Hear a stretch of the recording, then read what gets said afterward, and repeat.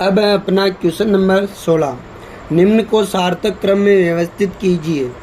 ठीक है, इनको व्यवस्थित क्रम में, सार्थक क्रम में व्यवस्थित करना है।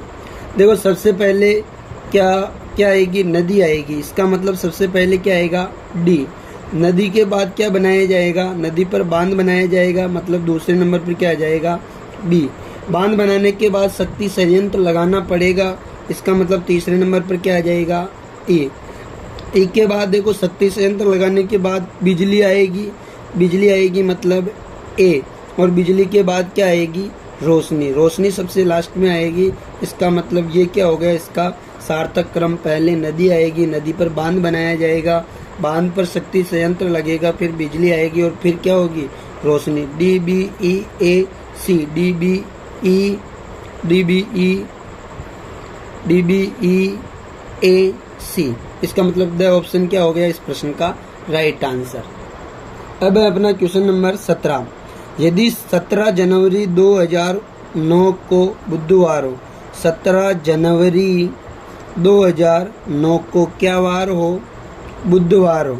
ठीक है, तो पूछा इसने 17 जनवरी 2024 को कौन सा वार होगा। देखो ऐसे प्रश्नों को करने के लिए अपने को किसकी ज़रूरत पड़ती है, विषम दिन की ज़रूरत पड़ती है। ध्यान रखना, साधारण वर्ष में 1 विषम दिन होता है और लीप वर्ष में 2 विषम दिन होते हैं। ठीक है, विषम दिन निकालने के लिए क्या करना पड़ेगा, अपने को इनका अंतर करना पड़ेगा। 24 और 9 का, 24 और 2024 और 2009 का अंतर कितना आया, देखो 15 वर्ष। 15 वर्ष इनका अंतर आ गया। इनमें देखो अब क्या करना पड़ेगा, अपने को अगर 15 ही वर्ष साधारण वर्ष होते तो 15 क्या हो जाते, अपने पास विषम दिन हो जाते। लेकिन इसमें कुछ लीप वर्ष भी हैं, तो लीप वर्ष के 1 दिन एक्स्ट्रा होता है, इसलिए अपन जितने लीप वर्ष होंगे उतने विषम दिन और जोड़ेंगे। इसका मतलब देखो इसमें लीप वर्ष कौन कौन से आए, 2012 आया, 2016 आया, 2020 आया। ठीक है, 2024 साधारण वर्ष ही होगा क्योंकि इसकी फरवरी काउंट नहीं हुई है। तो लीप वर्ष कितने हो गए, इसमें 3 लीप वर्ष हो गए। अब देखो 15 प्लस 3 टोटल विषम दिन कितने हो गए, 18। 18 में 7 का भाग देने पर कितना शेषफल बचा, 4 शेषफल बचा। इसका मतलब 4 क्या आ गए, विषम दिन आ गए। बुधवार में 4 जोड़ेंगे तो गुरुवार, शुक्रवार, शनिवार, रविवार। रविवार क्या हो जाएगा इस प्रश्न का राइट आंसर, रविवार मतलब स ऑप्शन। अब है अपना क्वेश्चन नंबर 18। 18 और 19 तक उत्तर दीजिए और आकृति के आधार पर निम्न प्रश्न। देखो इस आकृति के आधार पर जो नीचे प्रश्न दिए हुए होंगे उनके आंसर देने हैं। यहाँ पर जो व्रत हैं वो किसको बता रहा है, व्रत बता रहा है खिलाड़ी को। व्रत किसको बता रहा है, खिलाड़ी को बता रहा है। त्रिभुज किसको बता रहा है, तो शिक्षक को। त्रिभुज शिक्षक को बता रहा है और आयत किसको बता रहा है, गायक को। ठीक है, ये वेन आरेख है जिसके अनुसार अपने को प्रश्नों के आंसर देने हैं। ठीक है, क्वेश्चन नंबर जो 18 है वो क्या है, कितने खिलाड़ी जो गायक हैं, मतलब गायक होना चाहिए, खिलाड़ी भी होना चाहिए और गायक भी होना चाहिए, पर शिक्षक नहीं। देखो खिलाड़ी होना चाहिए मतलब सर्कल के अंदर आएगा। सर्कल के अंदर कौन कौन आ रहा है, 5 आ रहा है, 12 आ रहा है, 17 आ रहा है और 4 आ रहा है। गायक भी होना चाहिए, गायक मतलब 17, 4, 9, 28।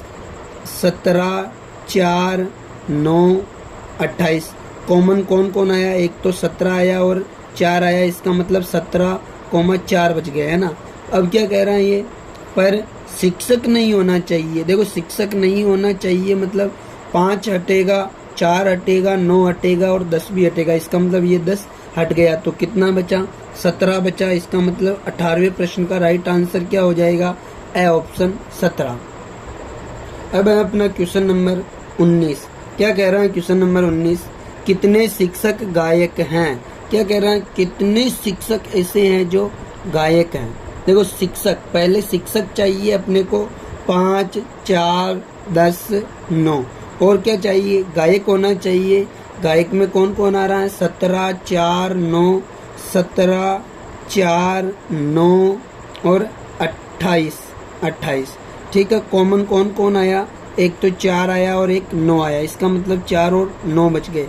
इसने खिलाड़ी का जिक्र किया क्या? खिलाड़ी का जिक्र किया ही नहीं, तो अपन क्या करेंगे? खिलाड़ी है या नहीं है उससे कोई फर्क नहीं पड़ेगा, लेकिन शिक्षक होना चाहिए और गायक होना चाहिए, मतलब शिक्षक होना चाहिए और गायक होना चाहिए। खिलाड़ी है या नहीं है उससे अपने को कोई फर्क नहीं पड़ता। तो 4 और 9 दोनों क्या हैं? शिक्षक भी हैं और गायक भी हैं। ठीक है, इसका मतलब दोनों का क्या कर लेंगे? अपन योग कर लेंगे। 4 और 9 कितने हो गए? 13। तो 13 क्या हो जाएगा इस प्रश्न का राइट आंसर? स ऑप्शन। अगला प्रश्न है अपना क्वेश्चन नंबर 20। क्या कह रहा है क्वेश्चन नंबर 20?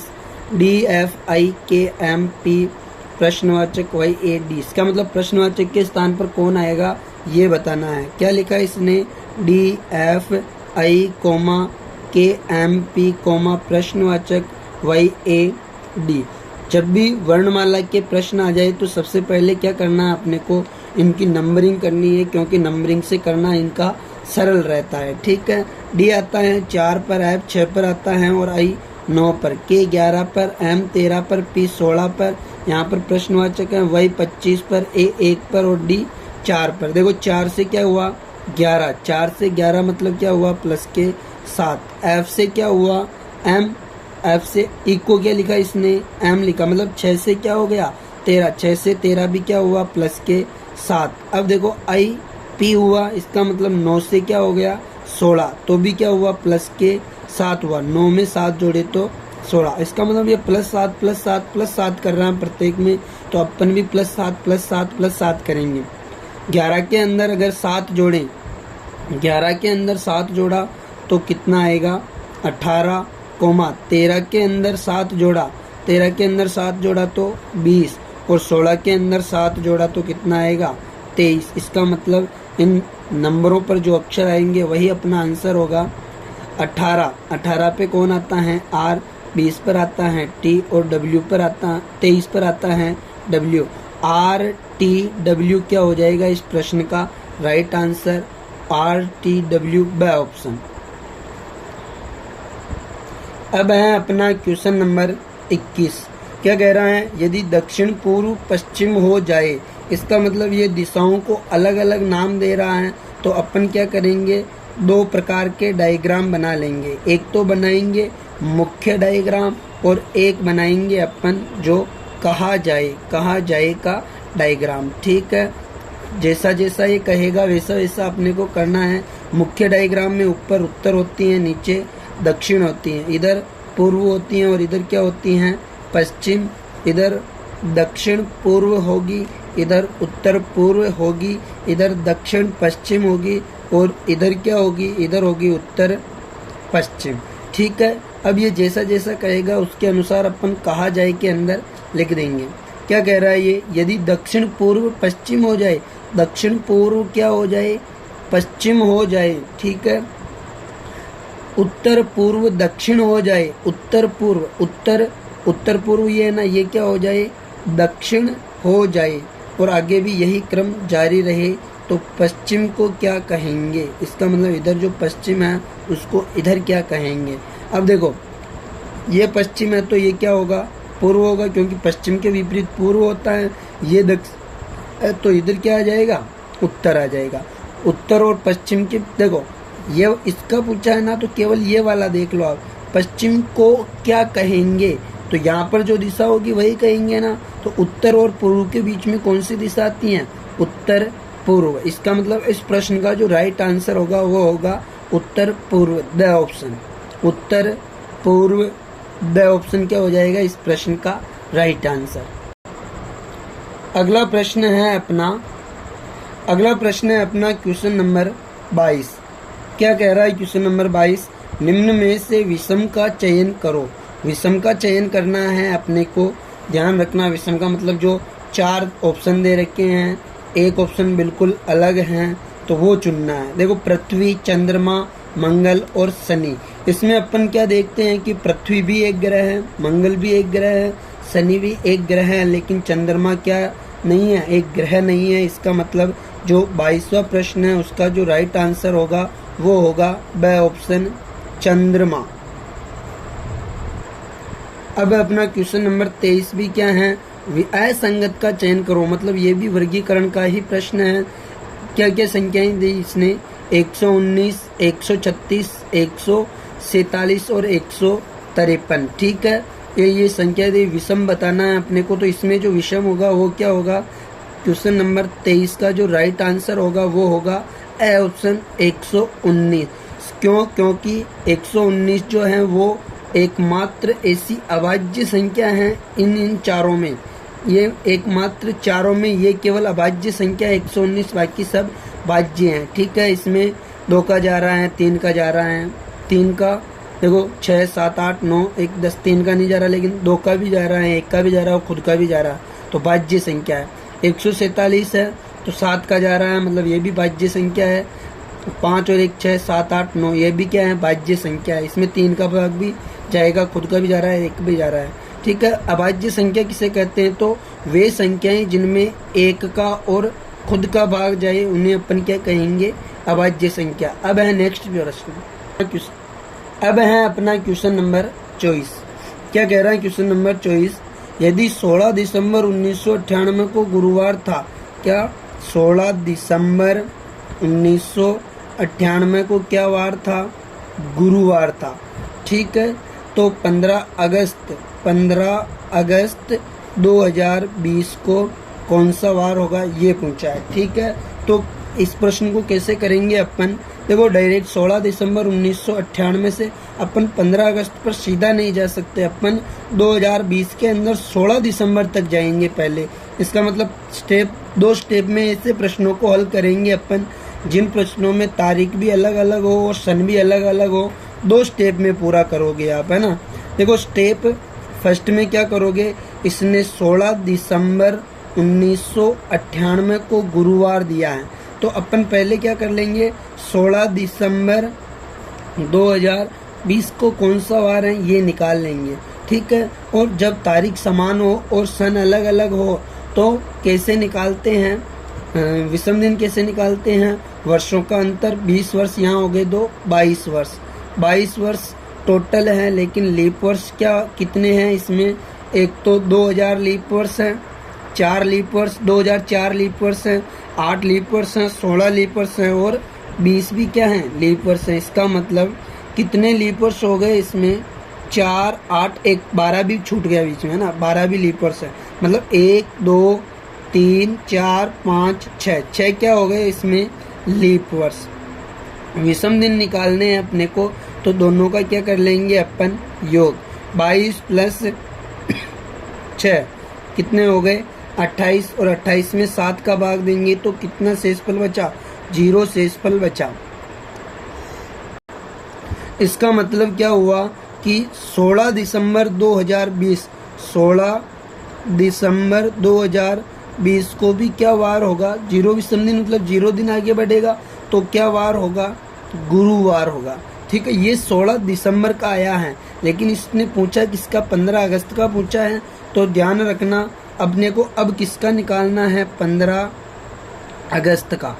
ठीक है, 15 अगस्त 2020 का अपने को काउंट करना है। ठीक है, अब देखो जब सन समान हो और तारीख अलग अलग हो तो अपन महीनों के विषम दिन निकाल के फिर हल करेंगे, और गणना कैसी करेंगे अपन, सीधी गणना करेंगे। ठीक है, अगस्त पहले आता है, दिसंबर बाद में आता है, तो अगस्त, सितंबर, अक्टूबर, नवंबर और दिसंबर।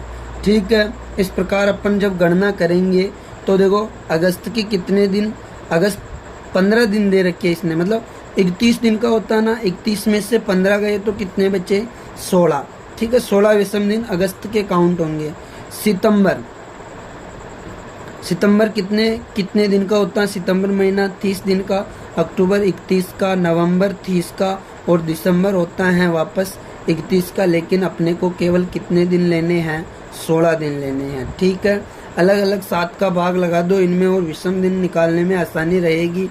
7 का भाग देंगे तो 2 शेषफल बचेगा, 7 का भाग देंगे तो 2 शेषफल बचेगा, 7 का भाग देंगे तो 3 शेषफल बचेगा, 7 का भाग देंगे तो 2 शेषफल बचेगा और 7 का भाग देंगे तो 2 शेषफल बचेगा। ठीक है, अब जिनका योग 7 हो रहा है उनको वापस काट दो, क्योंकि फिर भी अपने को योग करना पड़ेगा ना, तो आप क्या करो, पहले ही काट दो जिनका योग 7 हो रहा है। विषम दिन चाहिए अपने को। 3, 2 और 2 कितने हो गए, 7 हो गए, ये कट गया। कितना दिन बच गया अपने पास विषम दिन, 4 शेषफल। 4 क्या बच गया, शेषफल। इसका मतलब 4 क्या आ गए इसमें, विषम दिन। ध्यान रखना, इसने दिसंबर का देख के अगस्त का पूछा है, मतलब पीछे का पूछा है, तो अपन भी क्या करेंगे, 4 दिन माइनस कर देंगे। गुरुवार से 4 दिन माइनस किए तो देखो 1 दिन माइनस किया तो बुधवार, 2 दिन माइनस किया मंगलवार, 3 दिन माइनस किया सोमवार और 4 दिन माइनस किया तो रविवार। इसका मतलब 4 दिन माइनस करने पर क्या वार आएगा, 15 अगस्त 2020 को रविवार आ जाएगा। तो रविवार क्या हो जाएगा इस प्रश्न का राइट आंसर, ब ऑप्शन।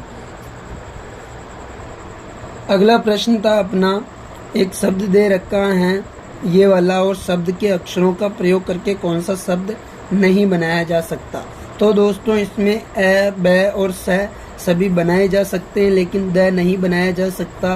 कैसे करोगे आप इस प्रकार के प्रश्नों को, देखो कोई ऐसा अक्षर इसमें ढूंढना है अपने को जो इसमें नहीं है, मतलब नहीं है बताना है ना। तो अगर इसमें एक्स्ट्रा आ गया हो, वो अपने को इसमें कोई ऐसा अक्षर एक है जो एक्स्ट्रा आ गया है। देखो वो कौन सा अक्षर है, आई। देखो आई इसमें 2 बार आ रहा है और आई इसमें केवल कितनी बार है, 1 बार, इसलिए ये शब्द नहीं बनाया जा सकता। देखो इसमें यहाँ पर ओ नहीं है, अगर यहाँ पर अगर ओ भी आ जाता ना तो भी क्या हो जाता, ये प्रश्न गलत हो जाता, मतलब ये वाला ऑप्शन इससे नहीं बनाया जा सकता। इसमें आई 1 बार है, इसमें आई 2 बार आ गए, तो द वाला ऑप्शन क्या हो जाएगा 25वें प्रश्न का राइट आंसर। अगला प्रश्न है अपना, निम्नलिखित शब्दों को उनके शब्दकोश क्रम के अनुसार व्यवस्थित कीजिए। देखो शब्दकोश का जो क्रम होता है वो क्या होता है, वर्णमाला का जो क्रम है वही शब्दकोश का क्रम है, ठीक है। इसको शब्दकोश क्रम के अनुसार व्यवस्थित करना है। तो देखो जी सब में कॉमन है तो जी को काट दो, ई सब में कॉमन है तो ई को भी काट दो, एन भी सब में कॉमन है तो एन को भी काट दो, ठीक है। अब देखो यू, ई, डी, टी, ई अलग अलग है ना, ठीक है। तो सबसे पहले डी आता है, डी 4 पे ही आता है, ठीक है। ये ई 5 पे, टी 20 पे आता है और यू 21 पे। सबसे पहले कौन आ रहा है, डी। इसका मतलब पहले कौन आ जाएगा, तीसरा, ठीक है, ये पहले पे आ जाएगा। अब देखो इसके बाद ई 2 जगह पर आ रहा है, ई को काट दो। अब एस और आर से अपन आर का कंपेयर करके अपन इसका निर्धारण करेंगे कि पहले कौन आएगा। देखो एस 19 पर आता है और आर 18 पर, इसका मतलब ये दूसरे नंबर पर आएगा, मतलब 5, ठीक है। अब देखो ये दूसरे पे आ गया तो ये अपने आप किस पे आ जाएगा, तीसरे पे, मतलब 2, ठीक है। अब इन दोनों में देखना है कि चौथा कौन होगा। देखो यहाँ पर टी 20 पे आता है और यू 21 पे, इसका मतलब ये पहले आएगा, चौथे नंबर पर ये आएगा, मतलब 4, और 5वें नंबर पर अपने आप ही ये आ जाएगा, मतलब 1। 3, 5, 2, 4, 1 क्या हो जाएगा इस प्रश्न का राइट आंसर, 3, 5, 2, 4, 1, 3, 5, 2, 4, 1 ए ऑप्शन क्या हो जाएगा इस प्रश्न का राइट आंसर। अगला प्रश्न है अपना क्वेश्चन नंबर 27। क्या कह रहा है क्वेश्चन नंबर 27, राहुल का परिचय कराते हुए रतन ने कहा। किसका परिचय करवाया जा रहा है, राहुल का परिचय करवाया जा रहा है, लेकिन कह कौन रहा है, रतन कह रहा है, ठीक है। रतन ने कहा कि यह मेरे दादा के, मतलब राहुल के लिए बोल रहा है ना, राहुल का परिचय करवा रहा है, क्या कह रहा है, यह मेरे दादा के, दादा मतलब देखो इसका पापा होगा, पापा का पापा क्या होता है, दादा, ठीक है।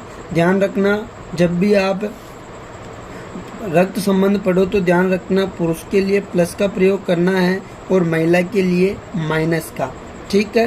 अगर दादा है मतलब पिता का पिता होगा, ठीक है। ये मेरे दादा के इकलौते पोते, ये मेरे दादा के इकलौते पोते, मतलब इकलौता पोता ये हो गया, पोते के पिता मतलब ये हो गए, के पिता मतलब पिता के पिता कौन हो गए, वापस दादाजी हो गए, का दामाद है, मतलब इसका क्या बनाना है, इसको दामाद बनाना, मतलब इनका दामाद बनाना है राहुल को। इसका मतलब दामाद कब बनेगा, ये जब इसकी रतन के पापा की कोई बहन होगी और बहन की शादी किससे करवाएगा, राहुल से करवाएगा, तब ये इसके दादा का क्या होगा,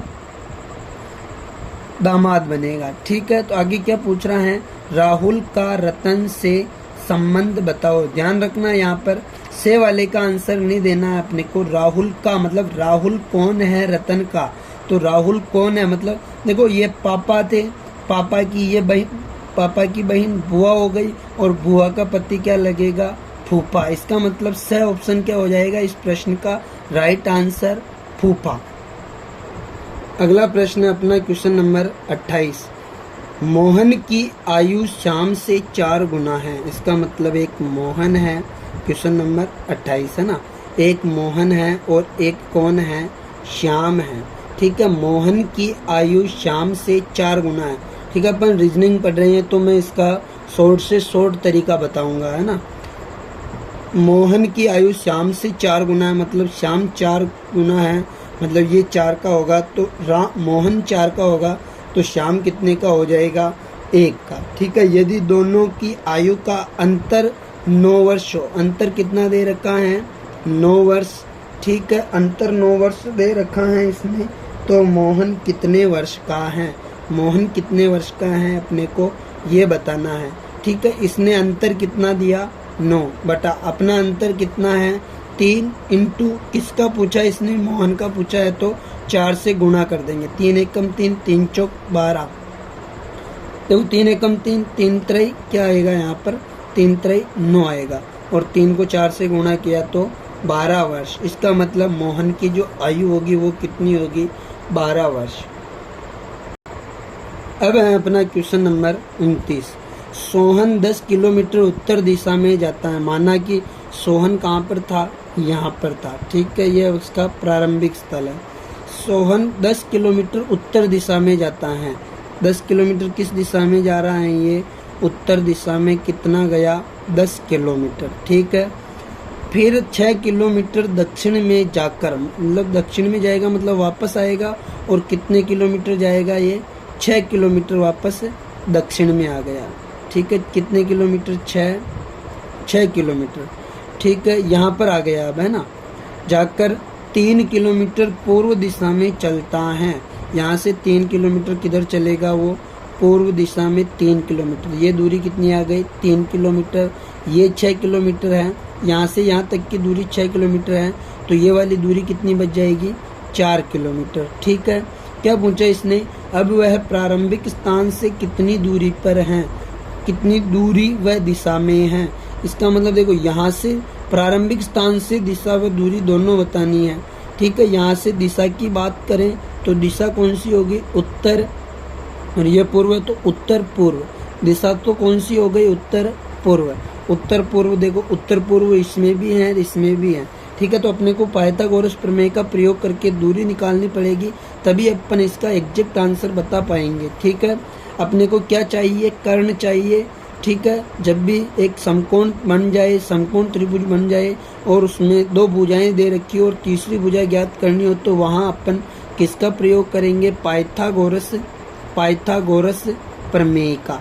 ठीक है, क्या है पाइथागोरस प्रमेय, पाइथागोरस प्रमेय है कर्ण स्क्वायर बराबर लंब स्क्वायर प्लस आधार स्क्वायर। ठीक है, कर्ण अपने को ज्ञात करना है, लंब कितना दे रखा है इसने 4, मतलब 4 का स्क्वायर, प्लस आधार दे रखा है इसने 3, मतलब 3 का स्क्वायर। 4 का स्क्वायर कितना होता है 16, प्लस 3 का स्क्वायर होता है 9। ठीक है, 16 और 9 कितने हो गए 25। इसका मतलब कर्ण स्क्वायर का मान कितना आया 25, तो कर्ण क्या हो जाएगा √25, और √25 किसका मान किसके बराबर होता है 5 किलोमीटर। इसका मतलब इस प्रश्न का जो एग्जैक्ट आंसर होगा वो होगा 5 किलोमीटर उत्तर पूर्व। 5 किलोमीटर उत्तर पूर्व, ब ऑप्शन क्या हो जाएगा इस प्रश्न का राइट आंसर। अब है अपना क्वेश्चन नंबर 30। क्या कह रहा है, निम्न आकृति में कितने आयत हैं, आयतों की गणना करनी है और आयत बतानी है। ठीक है, आकृति इसने एक ऐसी आकृति दे रखी है, इसमें अपने को क्या गिनने हैं, आयत गिनने हैं। ठीक है, तो देखो अपन क्या करेंगे, सबसे पहले अगर ये वाली आकृतियाँ नहीं होती तो इसमें कितने आयत होते हैं, इस वाली आकृति, ठीक है, ये वाली आकृति ले रहे हैं अपन पहले, ठीक है। इन लाइनों को अपन इग्नोर कर रहे हैं पहले।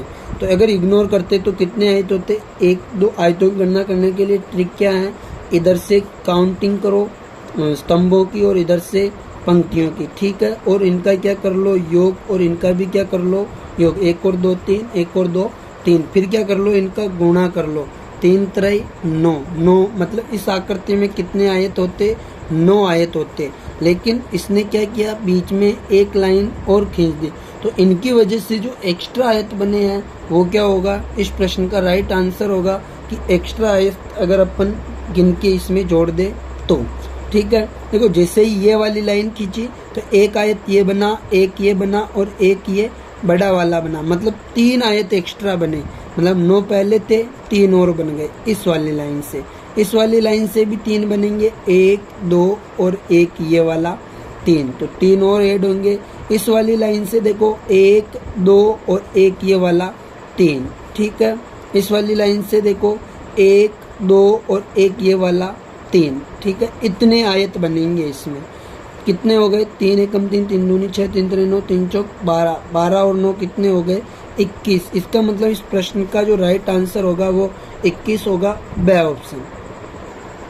आज के लिए इतना ही, बहुत बहुत धन्यवाद।